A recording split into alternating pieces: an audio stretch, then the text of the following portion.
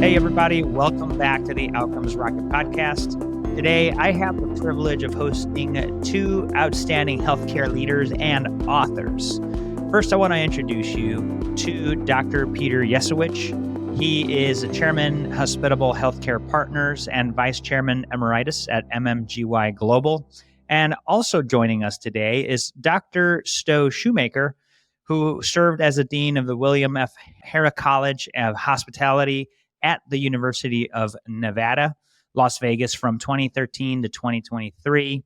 I'm excited to have both of them on the podcast to talk to us about a new book that they're coming up with. It is all about hospitality in healthcare and ways that we can all think and do things to help healthcare be more accessible. So really appreciate both of you being with us. Thanks for joining. Great. Thank you. Yeah, great. It's great to be here. And, it's exciting if you think about it, everybody has an experience in healthcare that has not been positive. And sort of the rule of thumb is, well, hospitality, everybody has usually great experiences. How come they can't have that in hospitality? And Peter and I, we both have backgrounds in hospitality. Peter spent many years running a huge advertising agency, really focusing on the hospitality industry. I had my career in hospitality. Peter, when he left sort of hospitality, he went and worked with Cancer Treatment Centers of America for 10 years. When I was in Houston, had a joint appointment at MD Anderson Cancer Center, where we both were in our respective jobs, really bringing hospitality principles into healthcare. And so Peter said, we should really write a book about this. And we had written another book together. And I thought, yeah, that sounds interesting. But both Peter and I, we didn't want to be just two guys with an opinion, right? So we said, if we're going to write this book, let's really base it on data. So what we did is we started off and we did some in-depth interviews with hospitality executives, people like Horst Schulze, who founded Ritz-Carlton. We also interviewed people from like the Mayo Clinic. So we talked to both hospitality people and healthcare people. And then what we did is we went out and we did a survey of about 1,200 consumers across the U.S., all balanced by, zip code and demographics and things like that. And people had to have been to a hospital, been to a walk-in clinic, visited a doctor's office, eaten in a restaurant, and also stayed in a hotel. And we asked them we looked at about 21 different attributes that were common across both experiences. And lo and behold, we found that it is true that people tend to have better experience in hospitality than they do in healthcare. And so we really began to think about this and said, okay, well, if there's lessons to be learned, what are those lessons? And how can we develop kind of a model that could be used by, industry people to help really what we talk about, making patients feel like loved family members. And I'll show so we wrote this book called Hospitable Healthcare. It's available on Amazon and, of course, on Barnes & Noble. And we also have a website, which Peter will talk about. And I'll let Peter talk a little bit about what we found and the model that we developed, because it's a simple model that we believe most healthcare organizations can really follow. So, Peter? That's great. Well, thank you. Saul, thank you again for the opportunity to share some of this insight with your listeners. As Stowe mentioned, we went out, we interviewed 1,200 adults in the country. And it's important your listeners understand that we screen them, as Stowe indicated, by their patronage of healthcare and hospitality providers. This was in 2019, okay, so prior to the pandemic, which is important to understand too. And what we asked them to do is to rate their experiences in those 5 categories on those 22 service variables. What we had identified 22 common points of service engagement, whether you're pursuing a healthcare service or a hospitality service. I'll give you an example. The ease or difficulty of making an appointment, for example, at the very front end.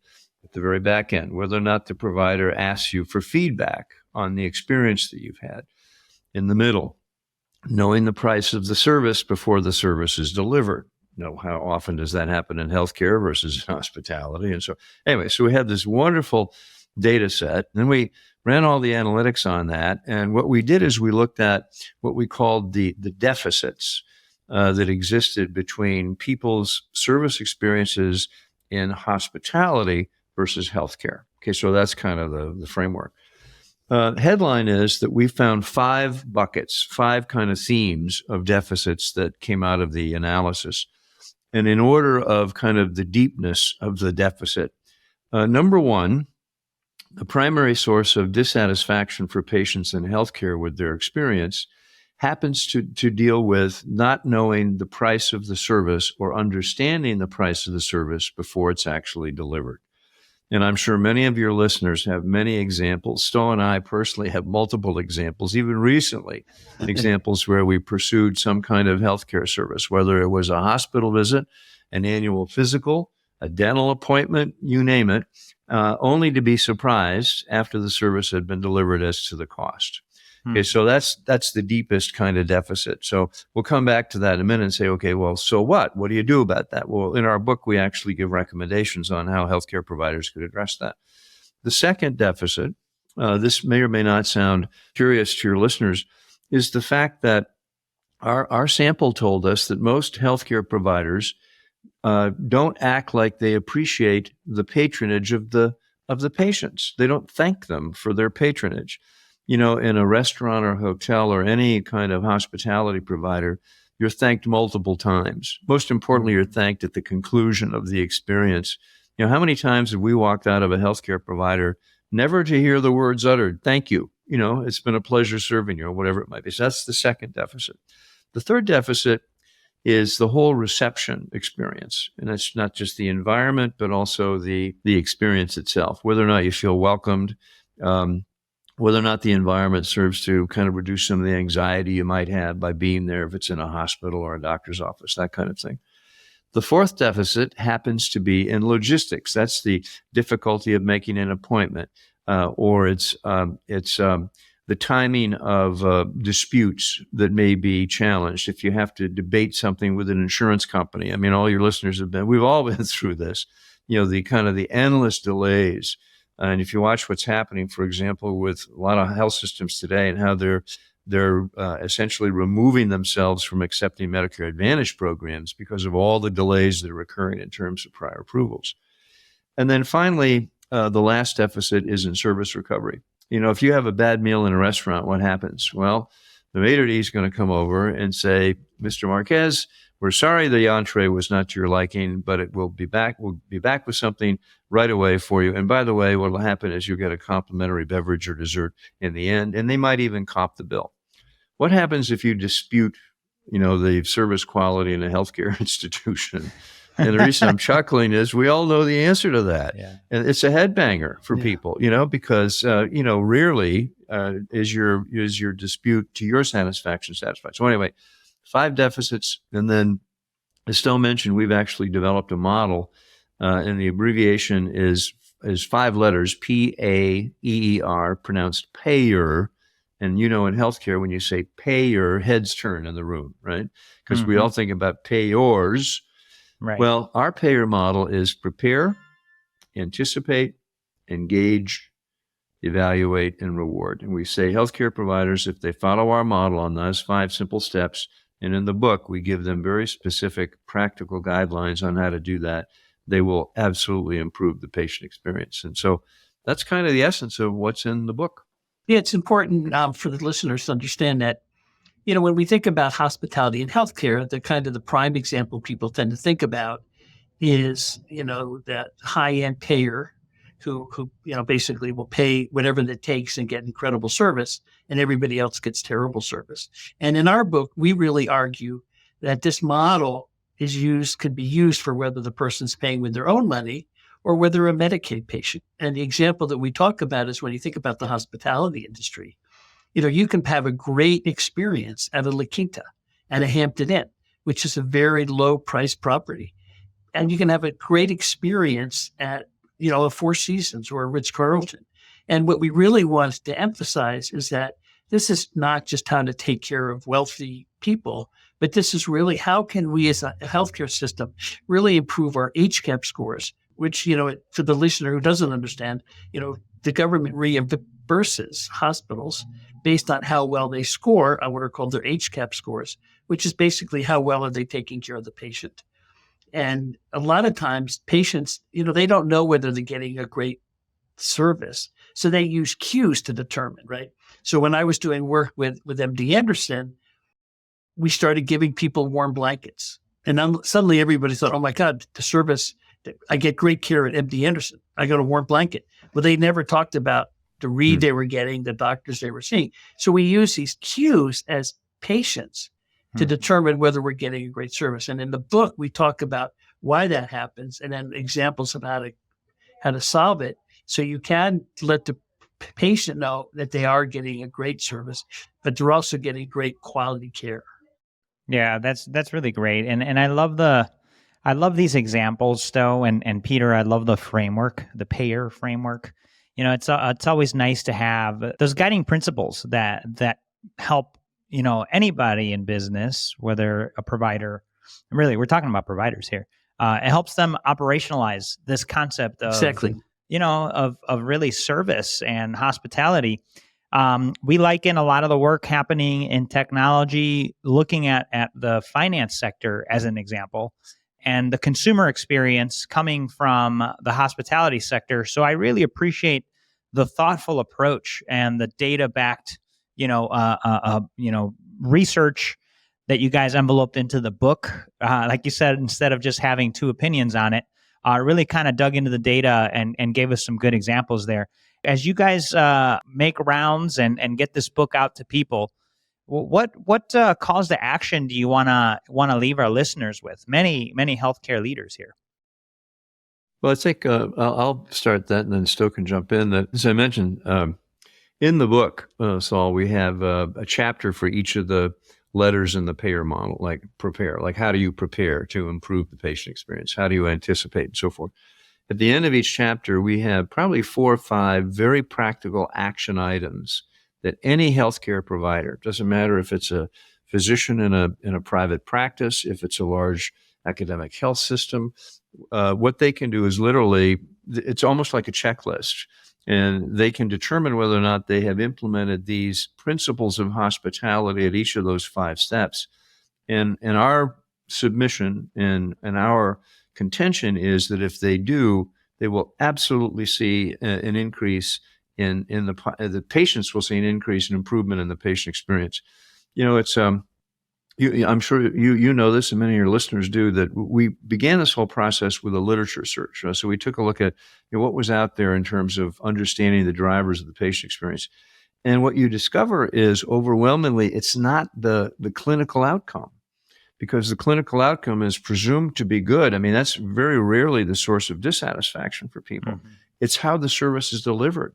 And all the literature suggests that is the primary driver of the patient experience. When you ask people, well, how was your experience at such and such regional hospital or with Dr. So-and-so, you'll hear them comment more about the service aspects of their care than you will the clinical outcome.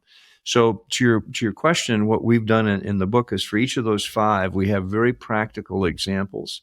Let me give you an example, because this is one that's really thorny, and it's kind of fun, because we were challenged by a CEO of a very large health system and said, okay, smart guys, well, tell us, how we address this issue of letting people know the cost of the service before they get it. Okay, that the number one deficit. We said, well, question number 1, do you know the cost of the care? And that is what you're going to be reimbursed, by an insurance company by delivering that particular procedure? Well, the answer is yes, right? Because everybody has contracts, and those are all negotiated ahead of time. There may be some variability based on complications and so forth, but basically they have an idea. Okay, well, why is it then you don't disclose that to the patients when you confirm their appointment, right? So let's click out of healthcare. We say, if you take your car to the car repair shop next week, you're going to give you an estimate, right? And you're going to approve that estimate before you say, do the work. In the travel business, the cost of that vacation before you head to the airport, right? Why can't people in healthcare as service providers say, okay, you're confirmed for Thursday next week, 2 p.m., and this is the pro forma estimate of what we think the cost of the procedure or the care will be, because the provider already knows that. Mm-hmm. And it doesn't have to be 100% accurate. It can be a range estimate with a caveat that says, this is subject to change and so forth. People accept that. But at least then they have a frame of reference so that when they ultimately they determine if there's something an additional charge or a surprise bill or whatever it might be, they've been alerted to that ahead of time. So he thought about that for a second. He said, that's kind of interesting. He said, we could do that. I said, you certainly could do that, but you don't do that. Now, why don't you do that? Well, that takes us into a whole other conversation, because this kind of veil of secrecy, we don't want patients to know what we really make, what we really charge and what we really get, so that we can maximize margins. And anyway, So this is a good example of what I'm talking about. Yeah. I love that, Peter. And just in the context of the No Surprises Act, for example, I think you have a very real deal here that's requiring health systems to do it. Why not have a good model to get after it? Not the No Surprises, but the Trump proclamation of hospitals disclosing prices for 300 common, the compliance on that, as you know, is still a huge issue. A huge issue. Hospitals have all kinds of reasons. Well, we're not doing that yet. So sorry, Stowe, go ahead. Yeah. And I was going to add, another example kind of in the book we talked about in terms of service logistics and the attributes that we kind of looked at in that, where I can make an appointment and get a reservation when I want one, and sort of the whole check-in process. And, we've been very good in hospitality in terms of being able to manage supply and demand. We know how many people are going to be checking in using statistics so we can staff accordingly. Mm-hmm. And what we've been very good about in hospitality is, basically tell me when you want to stay in my hotel and I'll tell you what you have to pay. Tell me what you want to pay and I can tell you when to stay in my hotel. And when you look at a lot of health systems, everybody wants to go to the doctor on Monday, Tuesday, Wednesday mornings, right? And you think about, radiology. So the weekends and the afternoons and the evenings are basically empty, where during the day it's overcrowded and there's delays, etc. Well, what we argue is that, because all healthcare systems essentially sign contracts with major, insurance companies, basically we recommend that you say, okay, well, tell me what you want to pay for that scan. And we have scans available on Saturday and Sunday at that time, at that price. So then you spread out the demand. You have better patient experience because they can go in, they're not waiting in line, it's not crowded, and everybody maximizes their utility. So that's an example of kind of using the science of what we've done in hospitality, bringing it into healthcare. Well, guys, this is fantastic. I want to read this book now. And folks, you probably do too. So the good news is that it's out and it's available. And in the show notes, we're going to leave links for how you could get your hands on it, as well as how you could get in touch with Peter and Stowe. But I want to leave the last words for you guys. Where do you want our listeners to follow you, reach out to you, and learn more? Well, my answer to that, Saul, is there's some pretty compelling evidence that the recommendations we make in this book, even if they're only implemented partially by healthcare providers, can have a huge positive impact on the patient experience. And to the extent that that's, a goal of any healthcare provider, we would really encourage them to get the book, read the book, and most importantly, digest the content with an open mind. Because our experience is, since we've published this and we've talked with many healthcare providers, they immediately object to it. They say, well, I can't do that. We can't do that. Our business is different. They say we're in the need business, not the want business. And we say, wait a minute. Because you're in the need business, that amplifies the importance of hospitality delivering the service, because people show up and they're nervous and they don't know and they're concerned. And, on all of the things that we recommend can go ahead and begin to ease some of that to make the experience better. So anyway, that's what I would say. Have an open mind. I love that. And I would say that what we found in the research that both Peter and I have done in our work experience is that everybody has an idea on how to improve the patient experience. So you get all these kind of things thrown against a wall. Well, our model really provides a framework to do that. And the work we've done is we found that the employees really can get into it, because suddenly now they can begin to think about, if we do this is going to impact, the preparation, so we can be better prepared to take care of the guests when they arrive. And so what we found is that the culture of the organization changes, because employees suddenly see, wow, there is a path and there's an easy way for me to think about this. And we know it's going to make patients feel like loved family members, because really everybody who works in healthcare, at the end of the day, they chose that profession just like they do in hospitality because they want to serve people, right? And we believe that the book provides a framework for how to better serve and how to better think about things and how you can do your job better, just taking these simple little approaches. So that's where we think it's really a great tool for people to use. And it's not an academic book in the sense that there's lots of academics in it, but it's written in a way that's very user-friendly and lots of fun stories. We begin the book talking about getting a colonoscopy, and the same patient goes to Las Vegas. And there's fun little anecdotes about that go, oh yeah, I can relate to that. I love that, Stowe. Well, look, I definitely have hooked us. I love the opportunity that you guys have given us to rethink the approach.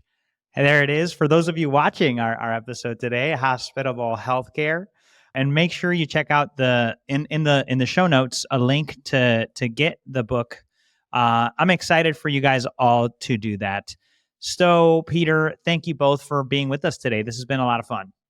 Thank you, Saul. Thank you, Saul. It's been great.